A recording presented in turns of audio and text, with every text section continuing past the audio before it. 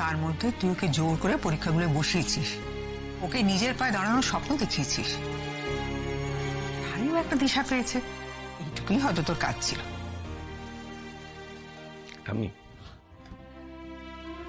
আমি তো লাজুর জন্য কিচ্ছু করিনি। আমি যে শুধু ওকে জোর করেছিলাম পরীক্ষাটা দিতে। ওই সাংঘাতিক প্রতিকূলতার মধ্যে থেকেও ও নিজে নিজে পড়াশোনাটা করেছে, কোনো প্রাইভেট টিউটর ছাড়া পাইতে। এই তো আমি শুনছিলাম যে ছেলেটা ওভারঅল ফার্স্ট হয়েছে, সে চারটে প্রাইভেট কোচিং এ ভর্তি হয়েছিল, আর সবকটা এক্সপেন্সিভ বাই দ্য ওয়ে। ওখানে নিয়মিত মক টেস্ট নেওয়া হতো, আর ওরা তো রাজুর থেকে এমনিতে এগিয়েছিল। আমি এটা যদি 4টে ল্যাপের রেস হতো, ওরা তো 2টো ল্যাপ অলরেডি এগিয়েছিল পরীক্ষায় লাজুর থেকে।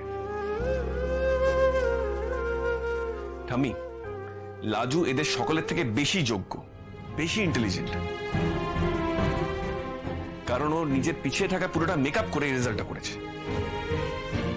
এবার তুমি বলো, ভাবো ও যদি এই সুযোগগুলো পেত তাহলে? আমি নয় ওর সব কিছুর জন্য একার একক ক্রেডিট।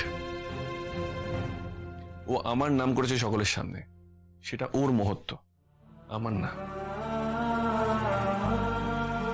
আর ওর এই অসম লড়াইটা এখনো চলছে। ও আরো একটা চ্যালেঞ্জের সামনে এসে দাঁড়িয়েছে। তুমি আমাকে বলো, আমার এখন কি করা উচিত? আমি যেটা বলছি তোর পছন্দ হবে না, তাও বলছি।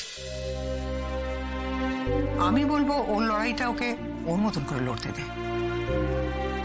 আর ওকে তুই পেছন থেকে এইভাবে সাহায্য দিয়ে যাস না। আমি কি সাহায্য দিয়েছি? আমি ওর জন্য কিচ্ছু করিনি ঠাম্মি, কিচ্ছু করিনি। কিন্তু এখন যদি আমি ওর হাতটা ছেড়ে দিই, ওকে যদি হেল্প করা বন্ধ করে দিই, তাহলে ওর এফার্টটা কোনো মানে থাকবে না। এই তো আমি শুনলাম যে ওর অ্যাডমিশন নিতে 50,000 টাকা লাগবে। তুমি ওর টাকাটা কোথা থেকে দেবে? তুমি তো নিজের চোখে দেখেছো শ্বশুরবাড়ির অবস্থা, বাপের বাড়ির কথা তো ভুলেই যাও। আর শুধু ওকে যতই সাপোর্ট করুক, যতই উৎসাহ দিক, ওর পক্ষে পসিবলই নয় ওই টাকাটা জোগাড় করা। আমি মেয়েটার পড়া বন্ধ হয়ে যাবে, স্টেটের অন্যতম ভালো মেডিকেল কলেজে চান্স পেয়েও মেয়েটার ডাক্তারি পড়া হবে না।